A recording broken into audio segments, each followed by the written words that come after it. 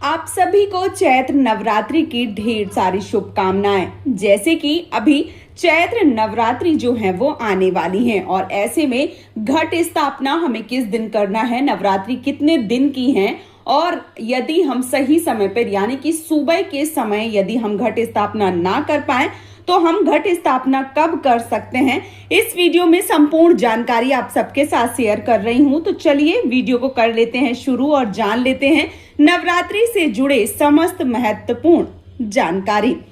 शक्ति के साधनों को चैत्र मास के शुक्ल पक्ष की प्रतिपदा तिथि से लेकर नौमी तिथि तक मनाए जाने वाले नवरात्रि पर्व का पूरे साल इंतजार बना रहता है, क्योंकि इन 9 दिनों में की जाने वाली पूजा, देवी की आराधना सबसे ज्यादा शुभ और फलदायी मानी जाती है। जिस शक्ति के बगैर शिव भी अधूरे माने जाते हैं, उनकी साधना का महापर्व चैत्र नवरात्रि इस साल कब से कब तक रहने वाला है, घट स्थापना जो है वो कितने टाइम हमें करना होगा, शुभ मुहूर्त क्या होने वाला है, चलिए जान लेते हैं। बात करूं चैत्र नवरात्रि के शुभ समय की, तो जो चैत्र नवरात्रि है वो 19 मार्च से शुरू हो रही है। दिन गुरुवार का पड़ रहा है और 27 मार्च तक दिन शुक्रवार तक नवरात्रि रहने वाली है। इस बीच शक्ति के साधक पूरे 9 दिनों तक देवी दुर्गा की विधि विधान से साधना आराधना करेंगे। नवरात्रि का पहला दिन यानी चैत मास की प्रतिपदा तिथि 19 मार्च को सुबह 6:52 से प्रारंभ हो रही है और अगले दिन 20 मार्च को दोपहर को 4:52 पर समाप्त हो रही है। तो जो 19 मार्च है इसी दिन से ही जो नवरात्रि है वो प्रारंभ हो जाएंगी और घट स्थापना का जो शुभ मुहूर्त है वो प्रातःकाल 6:52 से लेकर 10:10 तक रहने वाला है। इस तरह शक्ति के साधनों को घट स्थापना के लिए पूरे 3.25 घंटे का समय मिल रहा है। इस समय आप जो कलश की स्थापना है, जो घट की स्थापना है वो कर सकते हैं। इसके अलावा जैसे कि मैंने आप सबको बताया है कि यदि हम सुबह के समय जो घट स्थापना है, जो कलश स्थापना है वो नहीं कर पाते हैं, तो आपको दोपहर के समय एक अभिजीत मुहूर्त जो है वो भी मिल रहा है। वो सुबह 11:47 से लेकर दोपहर को 12:36 तक रहने वाला है और ये अभिजीत मुहूर्त है। इस समय भी आप घट की स्थापना यानी कि कलश स्थापना कर सकते हैं। 19 तारीख से नवरात्रि प्रारंभ होंगे। पहला शुभ मुहूर्त सुबह के समय है और दूसरा शुभ मुहूर्त अभिजीत मुहूर्त में है। इन दोनों समय में आप कभी भी घट स्थापना या कलश स्थापना जो है वो कर सकते हैं, क्योंकि कई बार काम बहुत ज्यादा हो जाते हैं, सुबह सुबह हम बहुत ज्यादा बिजी हो जाते हैं और हम काम जो है वो करने में इतने ज्यादा व्यस्त हो जाते हैं। कई बार बहुत सारे काम जैसे माता रानी की मूर्ति को साफ करना या घर में बहुत सारी साफ सफाई करना, वस्त्रों का चयन करना, बहुत सारी सामग्री इकट्ठा करना, तो कई बार सुबह का जो समय होता है वो निकल जाता है। ऐसे में आप कोशिश करिए कि अगर सुबह नहीं कर पाए हैं तो अभिजीत मुहूर्त में यानी दोपहर के समय भी आप घट स्थापना या कलश की स्थापना जो है वो कर सकते हैं। और यदि आप जवारे बोना चाहते हैं या आप अखंड ज्योति जलाना चाहते हैं, आपका सामर्थ्य क्या है, आप किस प्रकार से पूजा करना चाहते हैं वो आप कर सकते हैं। वो पूरा आपके ऊपर निर्भर है कि आप किस प्रकार से माता रानी की आराधना जो है वो कर सकते हैं। पहली जो प्रतिपदा तिथि है वो 19 मार्च दिन गुरुवार से है और इसी दिन घट स्थापना होगी। इसी दिन मां शैलपुत्री हैं, उनके पूजन का दिन बताया गया है। दूसरा जो दिन है वो 20 मार्च को है, दिन शुक्रवार का पड़ रहा है और इस दिन मां ब्रह्मचारिणी की पूजा के लिए शुभ समय जो है वो बन रहा है। तीसरा दिन 21 मार्च दिन शनिवार को है, ये तृतीया यानी कि तीसरा दिन होगा और इस दिन मां चंद्रघंटा की पूजा की जाएगी।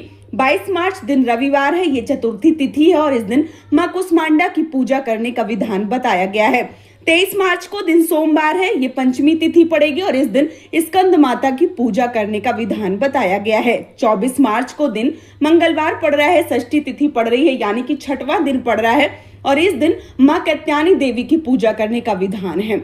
जो 7वां दिन है यानी कि जो सप्तमी तिथि है वो 25 मार्च को है, दिन बुधवार को है। इस दिन मां कालरात्रि जो पूजा है वो की जाएगी महासप्तमी के रूप में और 26 मार्च दिन गुरुवार को अष्टमी है। इस दिन महागौरी माता की पूजा की जाएगी और जिनके घर में अष्टमी में कन्या पूजन किया जाता है या जो लोग नवमी वाले दिन करते हैं, अष्टमी वाले दिन करते हैं, तो अष्टमी से ही यानी 26 तारीख से जो कन्या पूजन है वो प्रारंभ हो जाएगा और 27 मार्च दिन शुक्रवार को नवमी तिथि है और इसी दिन जो नवमी की कन्या जो लोग करते हैं या जो रामनवमी पूजते हैं वो लोग इस दिन पूज सकते हैं। इसके साथ ही साथ दशहरा वाले दिन जो नवरात्रि व्रत का पारण है वो किया जाता है, लेकिन बहुत सारे लोग नवरात्रि का पारण नवमी तिथि वाले दिन करते हैं। तो आप देख लीजिए आपके घर का कैसा विधान है, उस प्रकार से आप कर सकते हैं। बात करूं नवरात्रि महत्व के बारे में तो चैत्र नवरात्रि के 9 दिन देवी दुर्गा के पावन 9 स्वरूपों की आराधना एवं साधना के लिए समर्पित होते हैं। हिंदू मान्यताओं के अनुसार 9 दिनों में जप तप और व्रत करने से साधकों पर देवी की पूरी कृपा बरसती है और नवरात्रि की पूजा से प्रसन्न होकर माता दुर्गा अपने भक्तों के समस्त कष्ट दुख हर लेती हैं और आपके जीवन में सुख और समृद्धि में वृद्धि करवाती हैं। तो यदि आप नवरात्रि की पूजा कर रहे हैं तो आपको कुछ चीजों का ध्यान जो है वो जरूर रखना चाहिए। जैसे नवरात्रि के शुरू होने से पहले आपको अपने घर की साफ सफाई कर लेनी चाहिए, मंदिर की साफ सफाई, बर्तन इत्यादि जो है वो साफ कर लेने चाहिए। इसके साथ ही साथ जो हम यदि जवारे बो रहे हैं तो जवारों के लिए हमें सारी सामग्री जैसे मिट्टी हो गया या जो मिट्टी का कुंडा हो गया वो खरीद के लाना होगा। जवारे के लिए बहुत सारे लोग जौ, बहुत सारे लोग गेहूं, बहुत सारे लोग दोनों चीजों को मिक्स करके बोते हैं।